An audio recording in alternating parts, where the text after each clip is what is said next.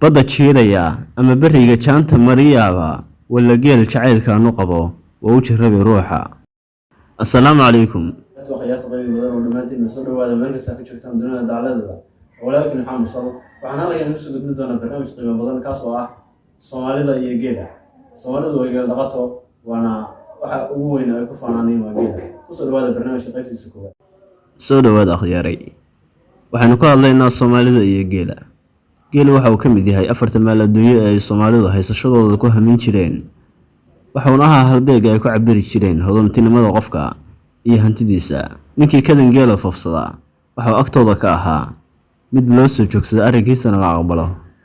kana hadla fagaaraha caalamiga yani meheradaha kaga shaahin kara raganimadiisa garday gobada geela shahortood geela ka helo gooja boobnogo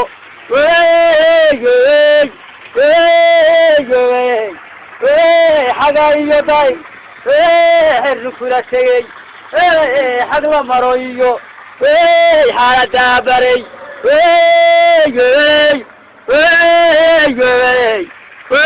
مين ما جاء اسمري يوم قال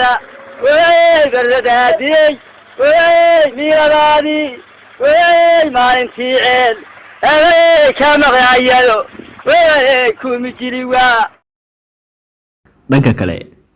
qofkii maalkiisa ku loo fara ama waxba tashiilan waxay weydiin jireen su'aalahan soo socda mageela ayaa korma idin ku jiraan sidoo kale ruuxii cara awgeed foolkiisu madoobaado ama caroodahay oo xajin kara waaya caradiisa waxay ku oran jireen mageeli aabaha ayaa la dhacay maxaa la murugaysan tahay iyagoo u arkayay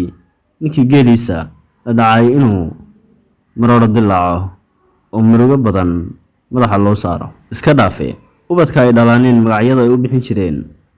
ayaad ka garanaysaa jacaylka ay u qabaan geela oo waxaad arkaysaa geelle geel jire geel doon geel xoor caano geel iyo kuwa kale jacaylka ay geela u qabaan in lama qiyaasi karo guud ahaan Soomaalida waxa ku jira ruuxaan geela jecel reer miyiguna waaba ay ugu daran yihiin jacaylka geela ayaa madax maray kolkaas ay xitaa ruuxa bini'aadamka qiimihii uu lahaa nafaf geela ay dhaafsadaan balu fiirso meedhsiyadan gabayga oo tiriyay abwaan lagu magacaabo in Xasan Dari waxa uu yiri badda jiiraya ama beriga jaanta mariyaaba wala geel jacaylkaanu qabo waa u jirabay ruuxa. Cabdi Warsame Banji oo loo garanog yahay Cabdi Gahayr ayaa isna cid waliba bardhaafiyay kolkii uu aaminay in jacaylka geelu ka mid yahay kitaabiyada diinta Nabi Maxamed loo soo dhiibay kamid ah waxa uu daliishaday in raggii rag ahaa ee nabiyullaahi maxamed sallallahu alayhi wasallam la jaalay ay geelay ahaayeen aakhira kolkii la tago umiyaha la xisaabinayana nin geel lama ahay nin kale aan la sii deynayn subxaanallah waa kan isagoo tilmaamaya idin bacasa awrkay dhashiya arankay wadatay asxaabihii horeba way ku intifaaceen aakhira niman geel lahayn lama amaanayn geeljiraha gaas dhagoolaha qaarkiis ayaa lixjeclada iyo jacaylka geelu dawga aakhira seejin jireen kolkii wadaad sakada ururinaya isagoo dul taagan ku wacdiyo inuu geeliisan raysamada ah sakada ka bixiyo wacdiga wadaadka ayaa ay quursan jireen oo u qurquri waayi jiray yacni ka digi waayi jiray oo waxa ay ku adkaan jireen inuu qaalmo goojinaya intuu xeradiisa ka saaro xero nin kale ka olasho kolkaasuu af buuxa wadaadka ku oran jiray awgayow intii ay xero nin kale ka olali lahayd aniga aakhiro ha igu durduriso oo la jeedo sheekhow intay xero nin kale ka olali lahayd hashaydu aniga aakhiro ha igu durduriso isha geljiruhu waxa kaliya ay ku doogsato aragtideeduna ku samaatahay waa hasha geel ah gaar ahaan xilliga aaranka ah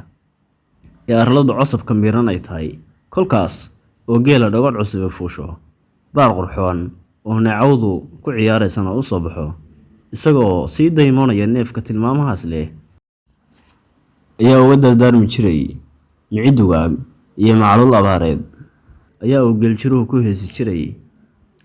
Weynida iyo wanaagsanida waxse kuu dhiman adoo waaro aan wadba lahayn. Intaas ayaan kaga hadlaynaa barnaamijkeena qaybtiisa koowaad. La soco waxaynu kaga hadli doonaa barnaamijka soo socdana hawsha geela laga maro.